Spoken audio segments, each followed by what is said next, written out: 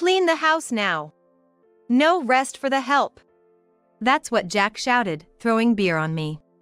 Caught off guard by the sudden action, I froze. I was drenched and the strong scent of beer filled my nostrils. Jack continued to hurl abusive words at me. What should I do? What does Jack want from me? Overwhelmed, I was at a loss for words when suddenly, from the computer, I heard a familiar voice. Upon hearing it, Jack, who was red with anger just moments ago, stiffened and collapsed on the spot. My name is Susan Miller. I'm 33 years old. I worked as a secretary in a company in Kansas, putting in my best every day. Every day was filled with crunching numbers and going through heaps of documents. I often thought I should be using the computer more, but being among the younger employees, I didn't have much say. Always trying to please my superiors and being forced into after-work drinks I had no interest in attending. My spirit was utterly worn out. This number here is wrong again. I'm sorry. Please be careful. You've been making a lot of mistakes lately. Yes. Perhaps due to the exhaustion, my mistakes became more frequent, and my already dwindling confidence in my work diminished further. Maybe I'd be better off quitting. That's what I was thinking, when a man started coming to our company for sales. This man, who later became my husband, was named Jack Miller. Just at a glance, it was clear that Jack was a kind man. Even to someone like me, who just served tea, Jack was always kind. I found myself gradually drawn to him. However, I couldn't express my feelings to Jack. After all, I was the one who had feelings for him, and I assumed he probably didn't feel the same way about me. That's what I believed. But a few months after Jack began visiting the company, he made a move. We started going out for drinks after work, and our relationship blossomed from there. After dating for 2 years, we tied the knot. I quit my job upon getting married, and Jack and I began our new life in a home we both loved. We had visited several real estate agents to find a home we both agreed upon. Having left my job, I thought I'd lead a happy life with Jack from now on. The mere thought of it filled my heart with joy. However, the life I imagined was not to be. About a month after our wedding, I noticed a change in Jack. Welcome home, Jack. You're home early today. Yeah, kinda.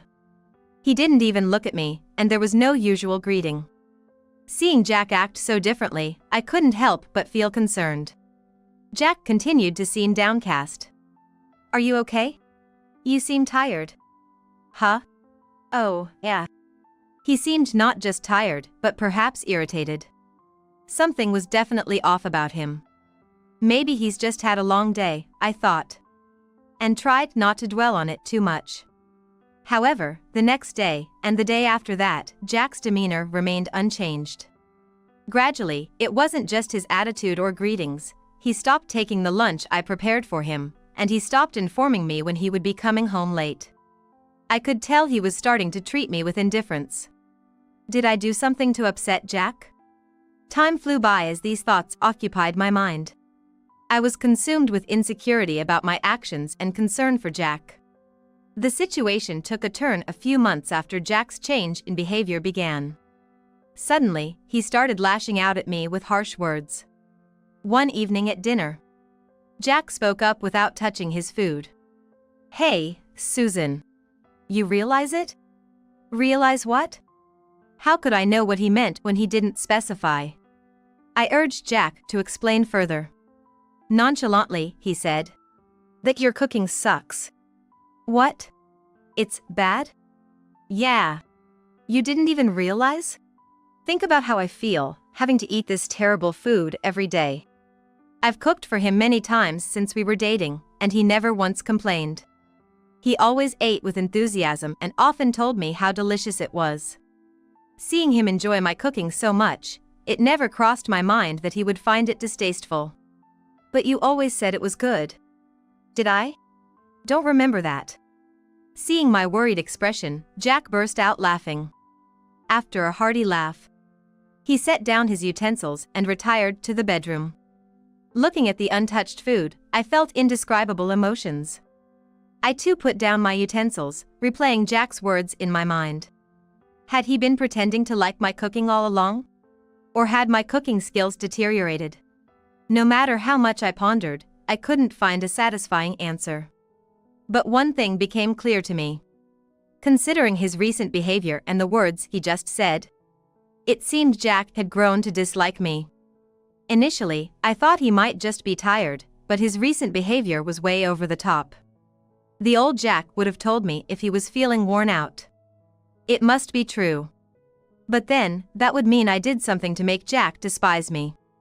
Yet, I couldn't think of anything. My doubts about Jack kept mounting. 2 more months passed. Jack's behavior deteriorated day by day, and the kind-hearted man I fell in love with was nowhere to be found. He hurled insults at me almost daily and made it very clear through his actions and noises that he was irritated. You know. Can't you even clean properly? What? Clean? Yeah. The bathroom, the toilet, none of them are clean. The living room is a mess too. I always want to keep the house clean, so I clean the bathroom and toilet almost every day. I even vacuum daily. What more does Jack want? I don't understand. Even as I was downtrodden, Jack continued to berate me. Of all the things he said, the one that hurt the most was, "Why did I even marry a woman like you?" Were all his previous expressions of love just lies? The moment that thought crossed my mind, I felt tears streaming down my cheeks. Ugh, why are you crying? Cut the fake tears. In the past, he would have comforted me, but now all he does is hurl insults. Laughing at me, Jack returned to our bedroom. Initially, we shared the bedroom. Now, I've been relegated to the couch. I had gotten used to sleeping in the living room. I was aware that Jack was taking me for granted and not valuing me. But I couldn't bring myself to consider divorce. I still believed in Jack. However, Jack's treatment of me continued to worsen daily. "Hey! Food!" he'd demand, only to complain. "I can't eat this crap." I'd suggested dining out occasionally, but for some reason, Jack vehemently opposed it. And he wouldn't tell me why. He'd return from work, complain about the house, and then demand dinner. Ever since his attitude started to change, I'd often found myself pondering what I did wrong. Observing Jack's recent behavior, I concluded he was simply venting his stress on me. The contradictions between his words and actions, and his consistent tendency to lash out and complain, made it all too clear. I get that Jack might be worn out from work. But hey, I'm human too. Endlessly being on the receiving end of criticism, I too am accumulating stress. I had once wished he'd switch places with me to understand, but I was already at my breaking point. "Hey, Jack. Can you stop already?" I mustered up the courage to talk to him. "I don't know if it's because you're tired from work, but can you stop taking it out on me? I mean, I deal with your complaints every day and it's stressing me out too." Jack looked at me, aghast. "What are you talking about?" "That's exactly what I mean. Right when you come home, you just start with the complaints. I'm trying my best, you know?" Jack half laughed at my words. But as soon as I finished talking, his face turned beet red with anger. "You know, listening to you, who do you think you are?" "What?" "Just a housewife, and you can't even clean properly or cook decent meals. Why shouldn't I complain? You live so carefreely. That's what ticks me off." "Well, why don't you tell me what's wrong? If you do, I'll try to fix it." "No, I won't. I can see that even if I tell you, you won't change. You figure out what's wrong." Even when I asked what I could improve on, Jack just avoided the question. From this conversation alone, it was evident that Jack viewed me as nothing more than a stress relief outlet. Expressing my feelings to Jack only made our relationship deteriorate further. His verbal abuses became more severe, and his attitude even colder. Remembering our happier days, I'd often sigh. In the midst of this life, one day, I received an unexpected call. It was from my mother-in-law. We had a good relationship, but rarely spoke on the phone, so I quickly picked up. "Hello?" "Oh, Susan. How have you been? Her voice was cheerful over the phone. After some small talk, she got to the main point. Oh, handcrafting? Yes. I was thinking of picking up a new hobby and remembered you're into handcrafting. I was hoping you could teach me a few things. Actually, handcrafting was a hobby of mine. I'd buy materials and tools and spend my free time, especially when Jack wasn't around, crafting. I once mentioned it to my mother-in-law, but never thought she'd remember. Oh, of course. I'd be happy to help. From that call, I began to talk with her frequently. Not just regular calls, but video calls. Initially, we only had voice calls, but as we wanted to show each other our work and explain materials in detail, we switched to video. Her house wasn't too far, but constantly visiting would be a hassle. So, when it was our designated crafting time, I'd go into my crafting room and we'd craft together while on call. My heart, which had been tormented by Jack's actions, felt somewhat purified during these chats with her. By the way, how have things been with Jack recently? Everything okay? Yes. That's good to hear. I never spoke to her about the issues with Jack. I didn't want to worry her, and more than anything, I wanted to forget about him during our time together. Even after I began video calling with my mother-in-law, Jack's attitude remained as terrible as ever. I was desperately trying to keep my mother-in-law from realizing just how awful Jack was being. But then, one day, something happened. It was a Saturday, a few weeks after I'd started the video calls with my mother-in-law. I was in the middle of a call with her, having finished my housework as usual, when suddenly the door swung open. Jack. Turning around, there he stood near the door, holding something, seemingly oblivious to the ongoing video call. He sneered, approaching me. What are you doing, sneaking around in here? Where's the cleaning? The laundry? Why haven't you done them? I've already done them. You saw me, didn't you? What? I wasn't watching. Well, he had been glued to the TV in the living room, so that response was expected. You're always watching TV, that's why. What? Shut up. Growing even angrier at my words, Jack shouted. Clean the house now. You're basically my maid. No rest for you. And splashed the liquid he was holding onto me. I instantly recognized the smell. Beer. My clothes clung to me, sticky and smelling of alcohol. And there was Jack, laughing at me. The shock left me speechless. Get to work now. With that, he kicked over a stack of books nearby. His mocking laughter echoing throughout the room. I was paralyzed, watching the beer-soaked pages of the books. Then, from the computer came a familiar male voice. Is that all you have to say? Dad? Yes. It was Jack's father. My father-in-law. Jack. What on earth are you doing? I saw everything. How could you verbally abuse Susan and then drench her in beer? When did you become this monster? No, Dad, it's not what you think. Jack, who had been so aggressive moments before, was now clearly terrified. Despite his son's pleas, my father-in-law's fury didn't wane. What do you mean, it's not what I think? It's obvious this wasn't the first time, right? Well. When did you start acting like this, Jack? My father-in-law seemed deeply disappointed, and understandably so.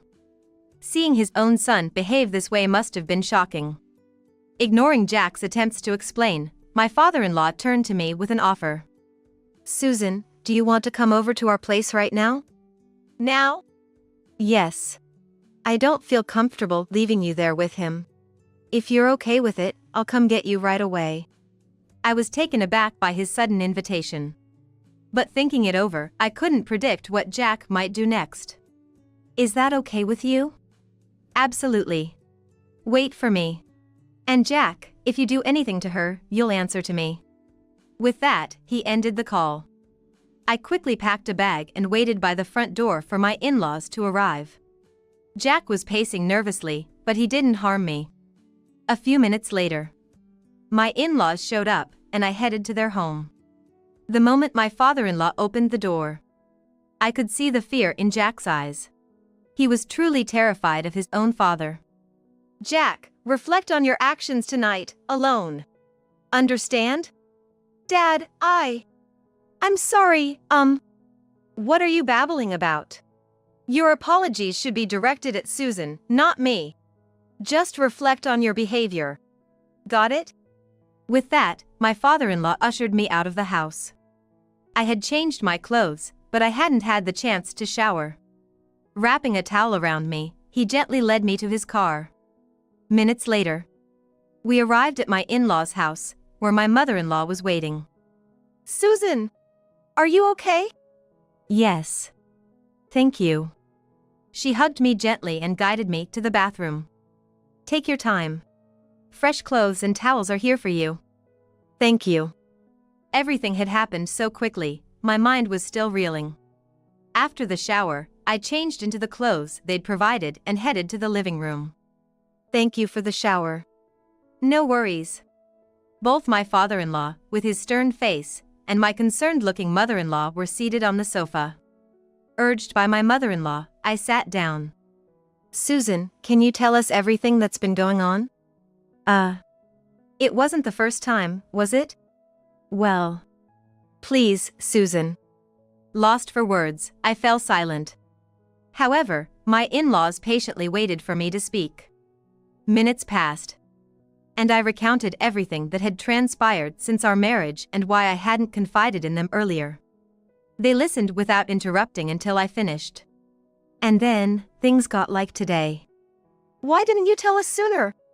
I didn't want to worry you. I'm sorry. Well, I understand how you feel, but don't let someone like that get the best of them. Yes, I'm sorry. Although they were stern, I could feel they were genuinely concerned for me. There was another prolonged silence. Both of them seemed deep in thought, and the atmosphere wasn't one where words could easily flow. After a few minutes, my father-in-law finally broke the silence. Susan, do you still love Jack? To be honest, I think Jack will just repeat his behavior. Maybe you should consider a divorce. Beside him, my mother-in-law nodded in agreement.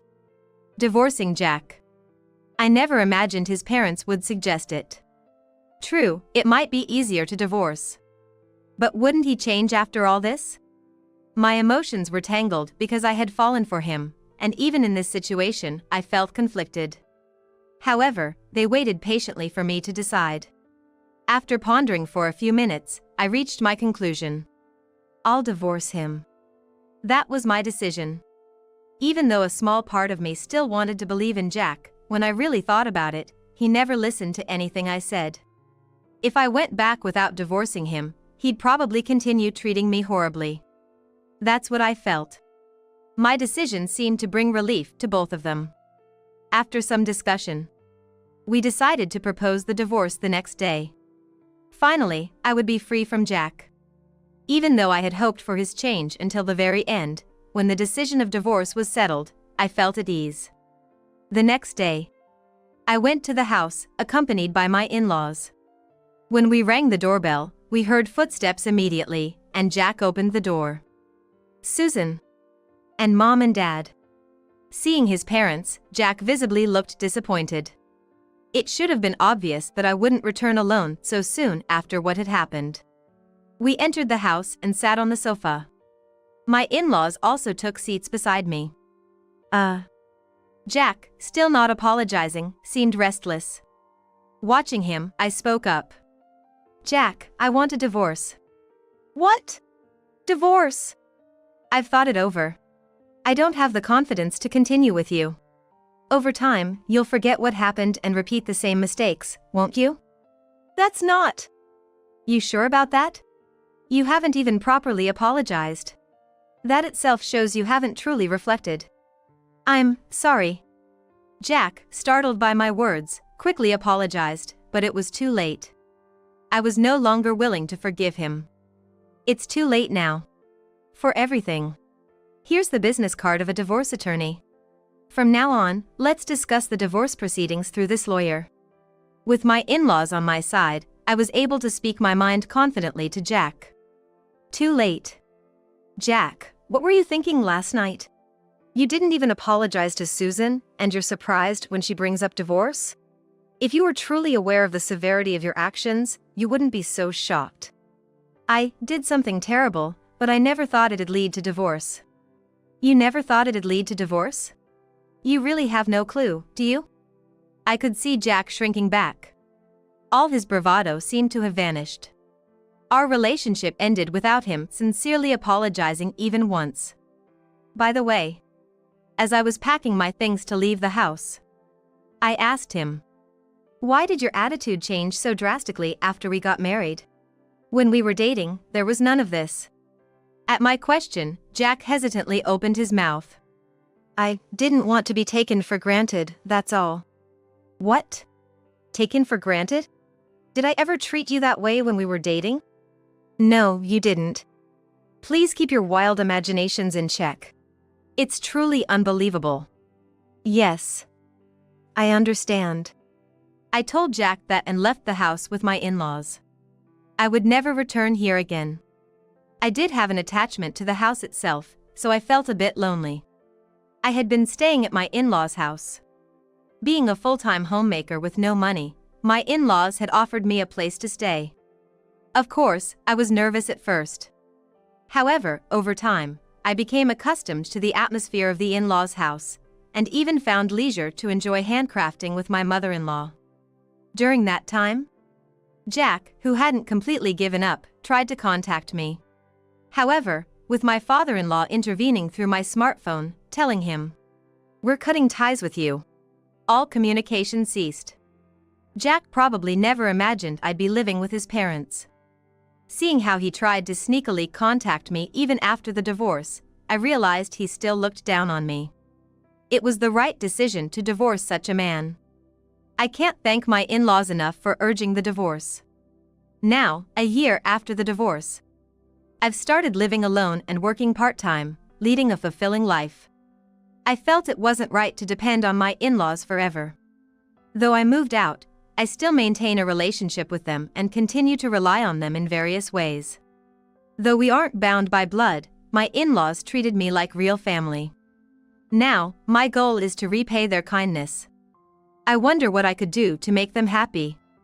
Today, and every day, I live my life without forgetting the gratitude I owe to my in-laws.